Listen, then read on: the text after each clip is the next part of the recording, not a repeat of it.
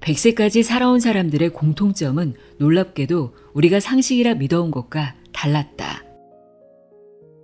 우리가 당연하게 여겨온 건강상식, 그 많은 것들이 사실은 착각일지 모른다. 노화와 장수의 진짜 비밀은 단순한 이론이 아니라 실제 사람들의 삶 속에서 드러난다.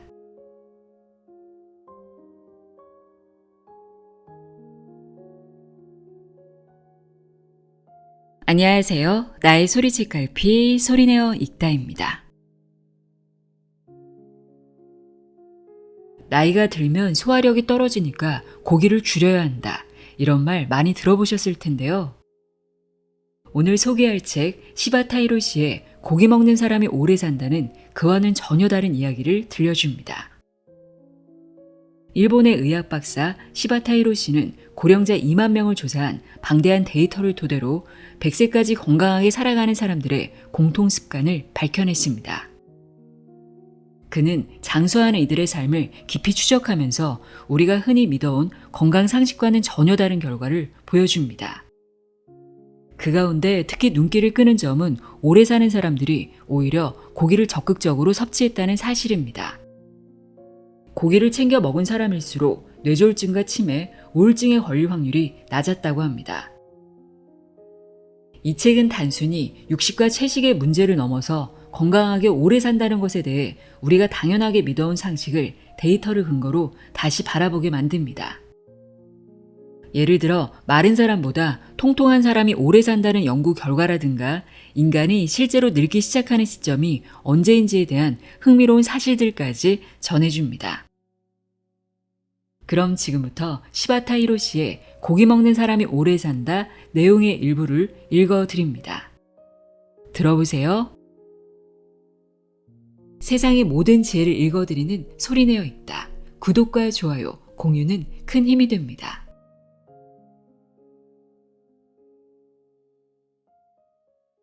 건강하게 오래 사는 사람의 진짜 생활 습관. 장수하려면 고기를 먹어라. 사방이 바다로 둘러싸여 어패류가 풍부한 일본에서는 육식이 수명에 별다른 영향을 미치지 않았다고 하는 학자도 있다. 하지만 이는 완전히 틀린 말이다. 인류의 유전자는 4만 년 전부터 거의 변하지 않았다. 극소수이긴 하지만 천년경에 100세 이상 장수자가 있었던 것은 전혀 이상한 일이 아니다. 하지만 평균 수명 50세를 넘는 민족이 출현한 것은 겨우 100년 전이다. 뉴질랜드, 오스트레일리아, 영국, 프랑스, 스웨덴, 미국 등 육식이 보편적인 국가가 먼저 평균 수명 50세의 벽을 넘었다. 일본인의 평균 수명이 남녀 모두 평균 수명 50세를 넘긴 것은 1947년으로 서구 국가들에 비해 약 반세기나 늦은 것이다. 일본의 국민병으로 불리는 뇌혈관 질환의 사망률은 1965년부터 저하되기 시작했다. 이는 계속 증가하던 쌀 섭취량이 감소하고 고기의 섭취량이 급증했던 시기와 일치한다. 1966년 10만 세대를 조사한 결과 고기를 먹는 사람일수록 뇌혈관 질환의 사망률이 낮다는 것이 명확해졌다. 고기의 아미노산 스코어는 달걀 생선과 마찬가지로 100이다. 그렇다면 왜 달걀이나 생선만으로는 충분하지 않고 꼭 고기를 먹어야 하는 것일까? 고기에는 다른 식품으로는 대체할 수 없는 특이한 기능이 있다. 좀 더 자세히 설명하면 다음과 같다. 1. 세로토닌의 원료가 되는 트립토판이 풍부하다. 세로토닌이라는 신경 전달 물질이 체내에 부족하면 우울증이나 자살을 생각하는 마음이 강해진다. 양질의 수면에 필요한 세로토닌이라는 물질도 세로토닌으로 만들어진다. 최근 우울증 치료제는 체내의 세로토닌이 잘 분해되지 않게 하는 방향으로 개발되어 왔다. 하지만 약은 세로토닌의 분해를 늦출 뿐 세로토닌을 만들 수 없다. 고기를 먹으면 그 속에 포함된 트립토판이라는 필수 아미노산이 포도당과 함께 뇌로 가서 세로토닌이 된다. 우울증이나 자살 문제가 심각한 수위인 젊은 사람들에게도 세로토닌이 필수다. 2. 지방 연소를 돕는 카르니틴이 풍부하다. 고기를 먹으면 살이 찐다는 것은 오해다.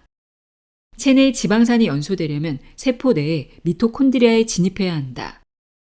그런데 지방산은 고기, 특히 소고기, 양고기, 사슴고기에 많이 포함된 카르니틴이라는 물질이 없으면 미토콘드리아 속으로 진입하지 못한다.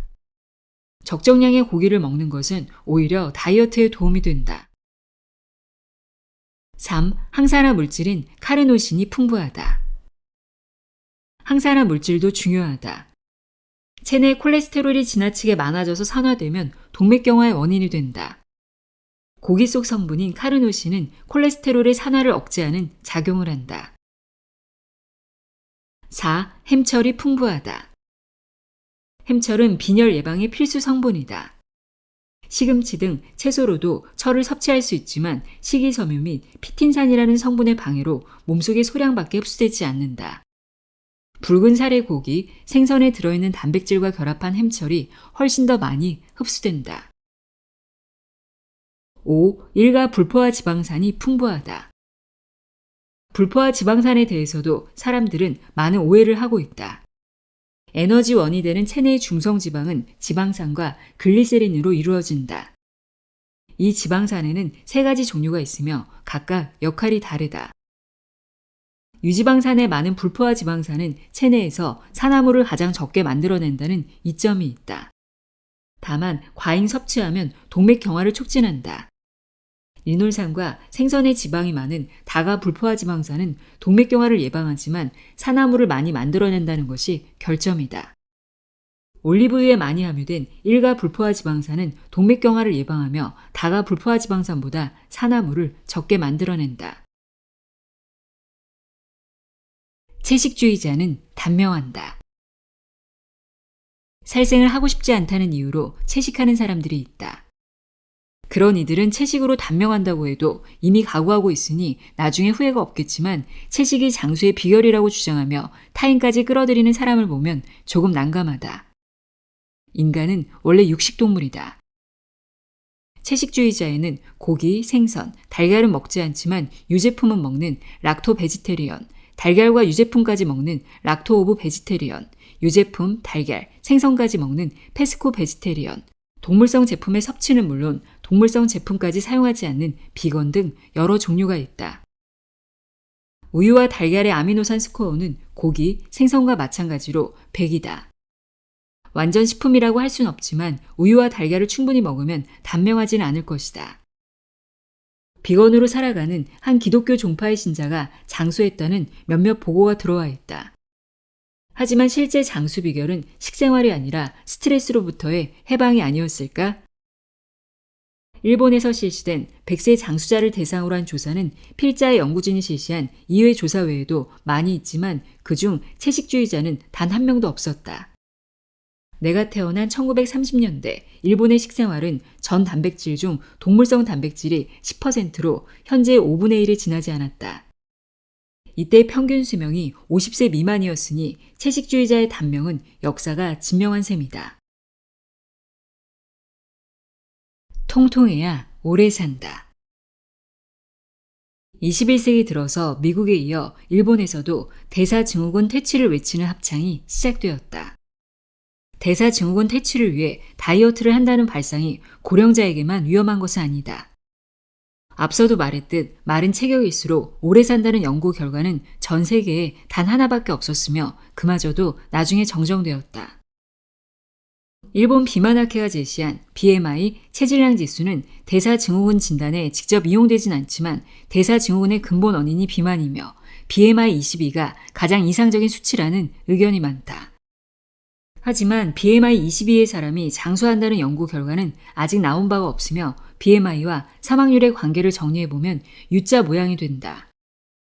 미국에서는 BMI 25에서 29, 동아시아에서는 BMI 24에서 27일 때 사망률이 가장 낮았다. 사람은 일정 연령까지 지방 조직이 커지면서 몸무게가 증가한다. 체지방은 해치워야 하는 적이 아니라 에너지 저장고다. 먼 옛날부터 수렵을 담당했던 남성의 몸은 팔다리에 지방이 적고 내장에 지방이 많다. 여성은 남성만큼 팔다리 지방을 줄일 필요가 없고 내장에 자궁이 있어 공간이 적으므로 피하에 지방을 축적했다.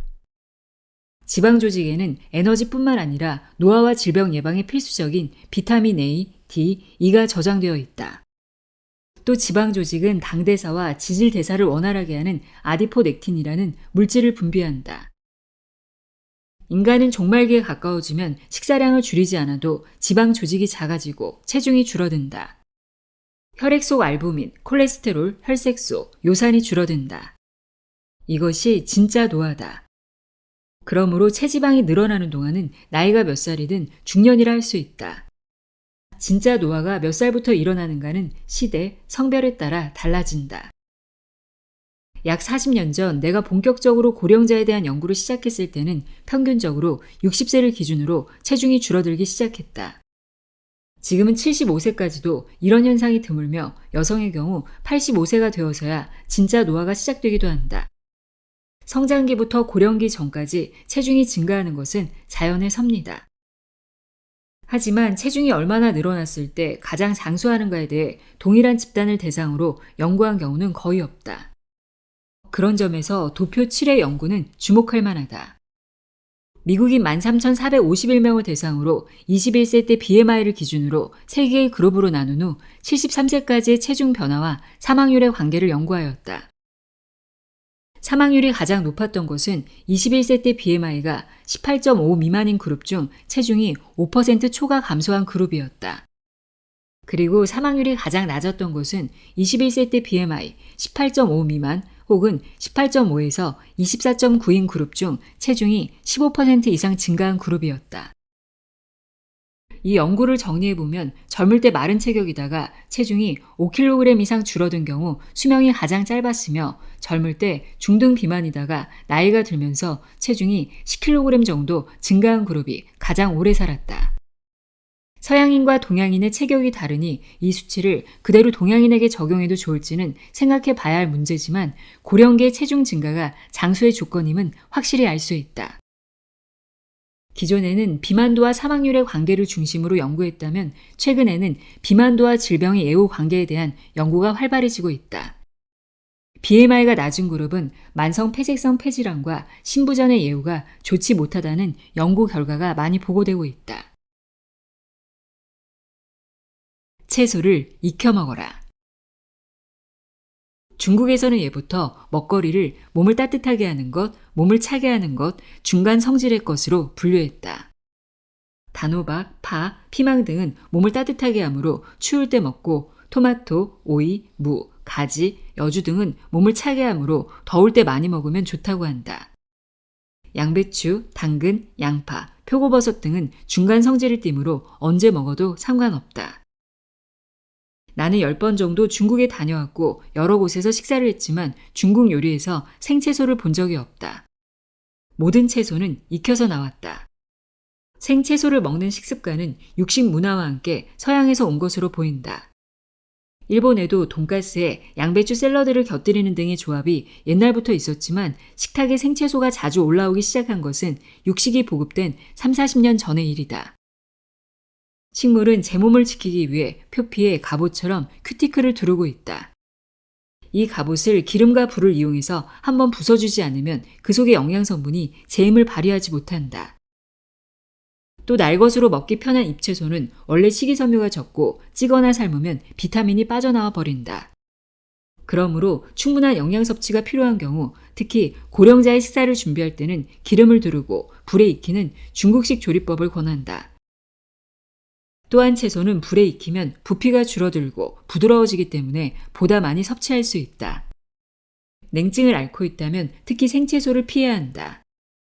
채소 주스, 채소 스프를 따뜻하게 데워 먹는 것도 좋은 방법이다. 잘 씹어야 건강해진다. 먹고 말하고 호흡하는 구강 기능은 인간의 생명 유지에 꼭 필요하다. 여기에는 씹는 것도 포함된다. 씹는 힘과 고령자의 전신 건강에 대해 조사한 결과 씹는 힘이 좋은 사람은 전체 체력이 좋았다. 씹는 힘이 약해지면 식생활에도 문제가 생긴다. 씹고 소화시키는 데 힘이 들어가는 고기, 생선, 콩, 지방은 적게 먹고 소화 흡수가 수월한 단 음식, 과자를 많이 먹게 되므로 씹는 힘이 약해지면 섭취 열량은 물론이고 영양소 전체의 균형이 무너진다. 씹는 힘은 턱 근육, 침 분비량, 그리고 무엇보다 이해 상태에 크게 좌우된다. 중년을 넘어 고령기에 접어들면 이른바 충치가 아니라 이를 지탱하는 잇몸과 잇몸뼈가 약해져서 건강한 이가 빠질 수 있다. 이것이 치주질환이다. 치주질환이 각종 내장질환과 치매의 원인이 된다는 설이 있다. 씹는 힘을 측정하기 위해 딱딱한 정도가 서로 다른 여러 종류의 껌을 만들거나 땅콩을 얼마나 오래 씹는지 등 실험을 해보았다. 하지만 국제적으로 가장 인정받는 씹는 힘 측정법은 씹을 수 있다, 씹지 못한다로 대답하는 자기평가법이다. 목욕이 습관화된 일본인은 몸을 청결하게 유지해왔지만 구강 위생에 대해서는 비교적 무관심했다. 하지만 이제 인식이 많이 바뀌어서 20개 치아를 80세까지 유지하자는 2080 운동이 큰 성과를 거두고 있다. 제 역할을 하지 못하고 아프기만 한 이를 천연이란 이유로 남겨두는 것은 좋지 않다. 전부 의치를 해놓더라도 건강한 이의 70% 정도 씹는 힘을 유지할 수 있으므로 의치가 필요하다면 빨리 해놓는 것이 좋다. 단, 의치를 심은 후에도 칫솔질은 게을리하지 말아야 한다. 칫솔질은 청소 효과, 잇몸 마사지 효과가 있으며 오연성 폐렴 예방을 도와준다. 걸음이 빠른 사람이 오래 산다. 노화는 발부터 온다라는 말이 있다. 발은 팔보다 많이 쓰이므로 이 말이 의아하게 들릴지 모른다. 하지만 상체보다 하체가 쇠퇴하기 쉽다. 걷는 속도는 고령기의 생활 기능에 큰 영향을 미친다. 75세 이상 고령자를 대상으로 평소 걷는 속도와 일상생활 동작 능력과의 관계를 조사해 보았더니 빨리 걷는 사람일수록 일상생활 동작 능력이 덜 쇠퇴하였다. 나이를 먹으면 보폭이 좁아지고 보행 속도가 느려지는 것이 보통이다. 65세 남성의 경우 평균 보폭이 70cm이지만 70세에는 50cm로 좁아진다. 여성의 보폭은 남성보다 10cm 정도 좁다. 횡단보도의 파란불은 1분간 60m 걷는 속도를 표준으로 하여 설정되어 있다. 건강한 고령자는 신호가 바뀌기 전까지 횡단보도를 건널 수 있지만 다리가 약해지면 파란불 안에 미처 건너지 못한다. 다리 힘을 유지하기 위해서 매일 5,000에서 6,000보씩 걷는 것이 좋다. 특히 65에서 74세의 고령자, 체력에 자신 있는 사람은 원래보다 조금 빠르고 넓게 걷도록 하자. 자연스럽게 등이 펴지고 팔도 크게 움직일 것이다. 또 75세를 넘기면 평소의 속도대로 매일 4,000에서 6,000보씩 걷는 것이 좋다.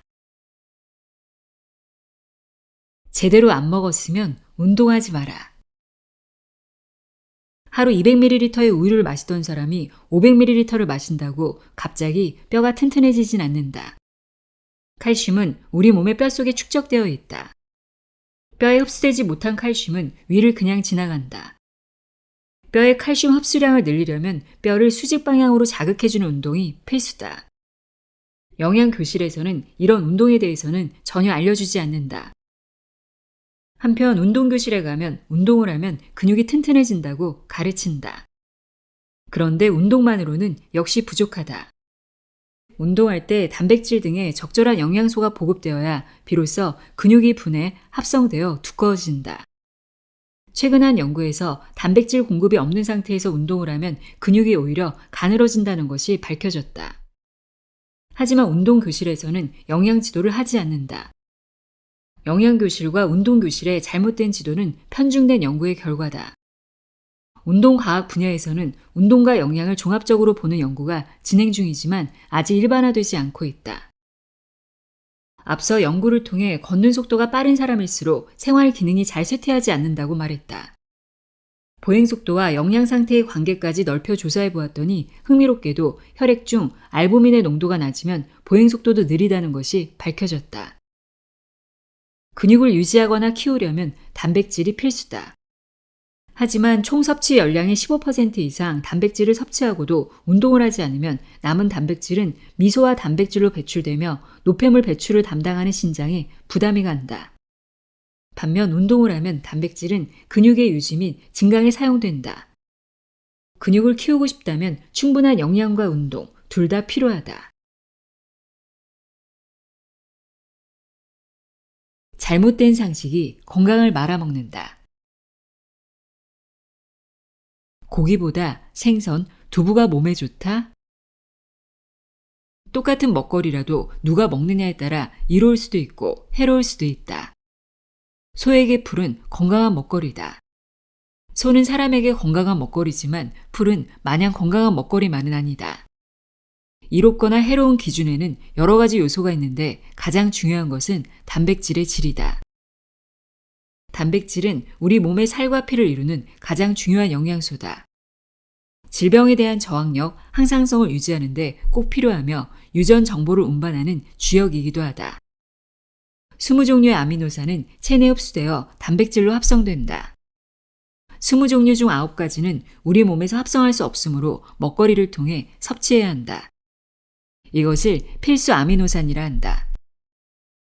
인간의 입장에서 보면 소는 필수 아미노산의 보고다. 소는 사람에게는 별 영양가 없는 풀을 먹고도 사람에게 필요한 필수 아미노산을 만들어낸다. 초식동물을 잡아먹음으로써 필수 아미노산을 섭취하는 인체 구조는 인류가 원래 육식동물이라는 증거다. 식품의 아미노산 구성을 살펴보면 그것이 우리 건강에 얼마나 이로운지 알 수 있다. 아미노산 구성이 인체에 가까울수록 몸에 이롭다.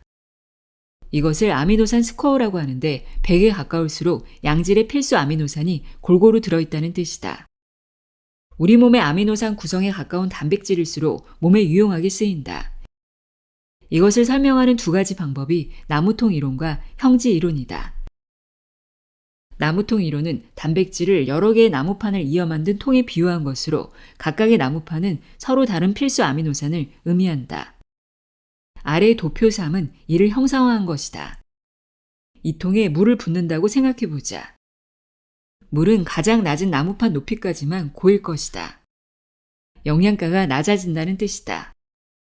나무판이 모두 높아서 물을 많이 담을 수 있는 아미노산 구성을 가진 식품일수록 우리 몸에 이롭다. 정백미를 예로 들어보자. 이 통에는 리진이라는 나무판 높이까지밖에 물을 담을 수 없다. 즉, 영양가가 상당히 낮은 셈이다. 형지 이론은 단백질 식품을 옥감, 아미노산을 본을 뜨는 종이, 형지로 비유한 것이다. 인간의 아미노산 구성에 가까운 형지일수록 넘치거나 모자람 없이 옥감을 재단할 수 있다. 2가지 이론 모두 우리 몸의 단백질 구성과 맞지 않아서 쓸모 없어진 아미노산이 몸에 악영향을 미친다고 본다. 여분의 단백질을 처리하기 위해 신장, 간장을 비롯한 각종 장기가 혹사당한다. 그 결과 노화, 동맥경화, 암이 촉진되는 것이다. 달걀, 생선의 아미노산 스코어는 100, 콩은 86, 정백미는 65, 밀가루는 44다. 여기서 어패류라 하지 않고 생선이라고 말한 것은 하등 동물일수록 아미노산 스코어가 낮기 때문이다. 해파리는 단백질원으로서 무익하다. 세계 어느 곳의 연구를 보아도 단백질 중 동물성 단백질 섭취 비율이 50%를 넘지 않은 국가의 평균 수명은 높지 않다. 한편 동물성 단백질 섭취 비율이 70%를 넘는 국가는 동맥경화성 심장병 발병률이 높다.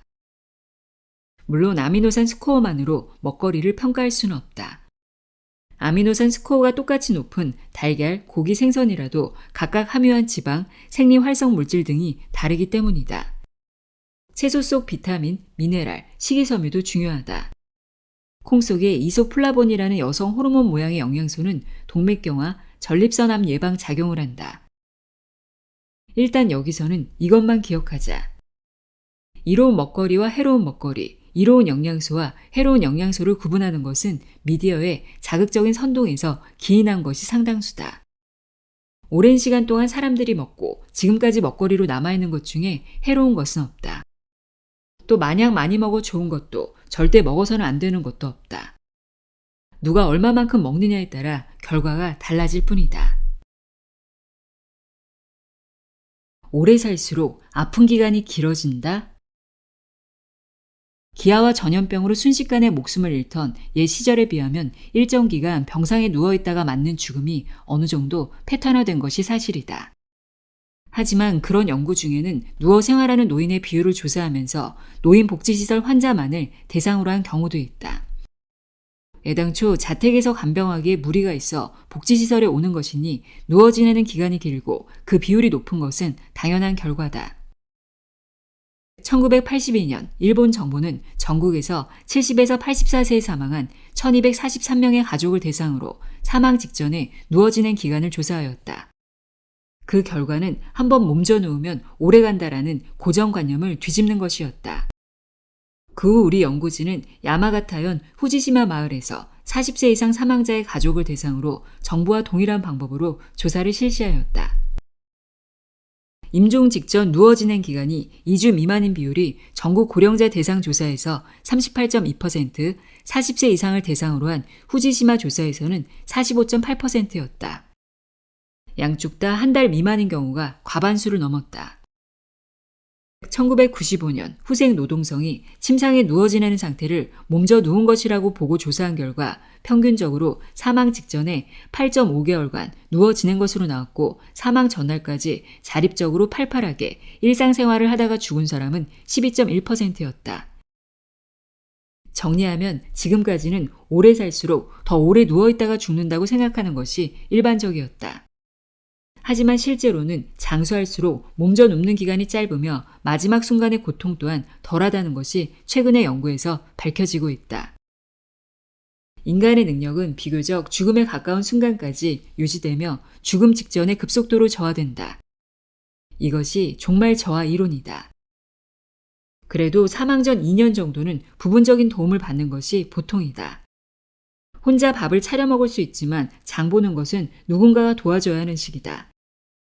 인간은 태어나자마자 곧장 일어서는 말이나 소와 달리 생후 2년간은 자리 보행하지 못하고 다른 사람의 돌봄을 받으며 자란다. 저 세상에 가기 전에도 2년 정도는 다른 이의 도움을 받는 것은 자연의 섭리가 아닐까? 슈퍼 100세 시대를 살아가는 지혜. 인간이 진짜 늙기 시작하는 시점. 우리의 인생은 소년기, 청년기, 장년기, 고령기로 나누어 볼 수 있다. 인간의 노화는 태어났을 때부터 시작된다. 하지만 일반적으로 노화란 장년기 이후의 연령 변화를 지칭한다. 각 라이프 스테이지의 심신 상태가 미래의 노화에 어떤 영향을 미치는지 알 수 없다. 근육과 뼈는 20대 초반에 성장을 멈추고 그 후에는 조금씩 쇠퇴한다. 만약 몸이 쇠퇴하는 정도가 모두 같다면 20대 초반의 몸 상태로 장래의 뼈와 근육 상태를 추정해 볼 수 있을 것이다. 하지만 근육과 뼈의 감소 속도는 개인차가 있으며 20대 후반의 생활 방식, 영양 상태의 좌우되므로 예측이 쉽지 않다. 잘 늙어가려면 젊을 때 무엇에 신경 쓰면 되는지 물어오는 사람이 많다. 이런저런 대답은 해주지만 명확한 해답은 없다.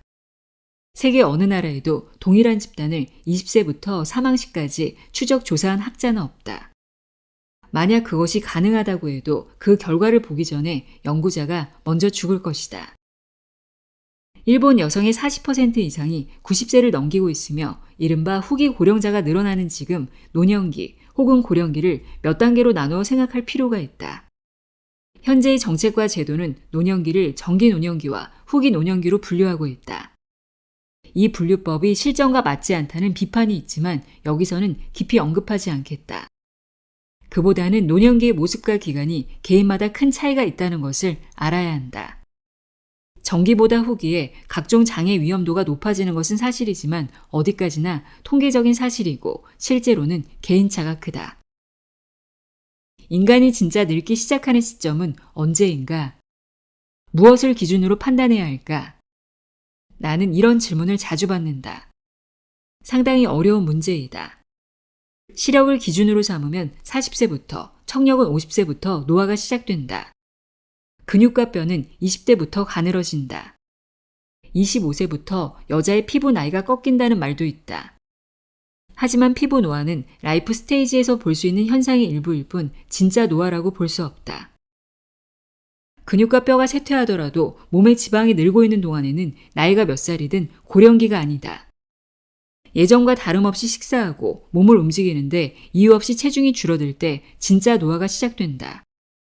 이 단계가 되면 혈중 콜레스테롤, 알부민, 혈색소, 요산 수치가 낮아진다. 40년 전에는 이런 증상이 평균적으로 65세부터 시작되었지만 지금은 75세 이상까지 올라갔다.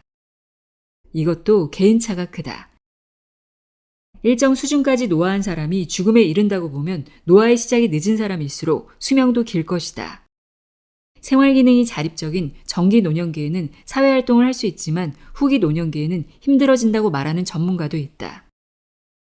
하지만 75세 이상 고령자를 조사해보면 지원이 필요한 사람이 7.5%, 요양이 필요한 사람이 21.9%이며 후기 노년기에 접어든 고령자의 70% 이상이 여전히 자립적으로 생활하고 있다. 후기 노년기에도 충분히 사회공헌 활동을 할 수 있다. 정기 노년기와 후기 노년기의 활동 내용이 달라져도 괜찮다. 신체 일부에 장애가 생겨도 여러 종류의 사회공헌 활동 중 자신이 할 수 있는 것을 찾으면 된다. 1980년대 중반 장수 지역의 하나인 오키나와현 오미기손의 주민을 조사하러 간 적이 있다. 당시 오미기손은 여성 평균 수명이 일본 1위였다. 이 마을은 전통적으로 남성이 건설업 등으로 다른 지방에 가서 일한 반면 여성은 집을 지키며 살아왔다. 전혀 걷지 못하는 90세 할머니가 집 앞에 있는 밭까지 무릎 걸음으로 와서 일하고 있었다. 말을 걸어보았더니 더없이 밝은 얼굴로 파초를 관리하는 중이라고 했다. 몸이 불편한 사람은 당연히 누군가의 도움을 받아야 하고 일을 할 수 없다는 장애에 대한 인식이 전혀 없는 그 모습에 큰 감명을 받았다. 도쿄 고가네의 시에서 만난 83세의 남성은 뇌경색 후유증 때문에 가까운 거리도 움직이지 못하고 대소변 뒤처리도 다른 사람의 도움을 받아야 하는 상태였다. 그런데 아직 잘 움직이는 왼손을 써서 컴퓨터를 조작하고 있었다. 젊을 때 대기업 중역이었던 그는 한 달에 한 번 정도 회사 후배의 청으로 인사 관리에 대한 어드바이스를 주고 있다고 했다. 최근 인간은 120세까지 살 수 있다는 이론이 발표되었다. 혈관 연령과 염색체 조사를 바탕으로 한 이론이지만 실제로 100세 이상 장수자가 존재하기 때문에 설득력이 더욱 높아진다. 지금까지 여러 명의 100세 장수자를 만났다. 이유는 알 수 없지만 그들과 이야기를 나누다 보면 마음이 편해지는 것을 느낀다. 100세를 넘긴 장수자는 무엇을 해서가 아니라 존재 자체가 사회공헌이다. 노화라는 말에 지레 겁먹지 말고 몇 살이든 몸이 어떻든 할 일이 있고 그로 인해 건강해질 수 있다는 사실을 모두 기억했으면 한다.